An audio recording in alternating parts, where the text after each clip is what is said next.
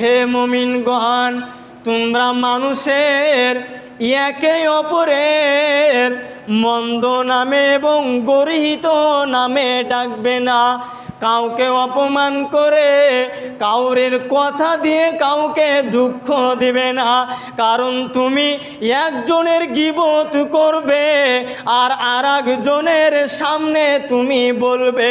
আল্লাহ রব্বুল আলামিন বলছেন, সেই কিয়ামতের দিন কতগুলা মানুষ থাকবে, তারা নেকি করেছে, অনেক নেকি করেছে, কিন্তু তাদের এক সময় দেখবে তাদের নেকি একেবারে তাদের শেষ হয়ে গেছে, আর ওই নেকিগুলো পাপে পরিপূর্ণ হয়ে গেছে।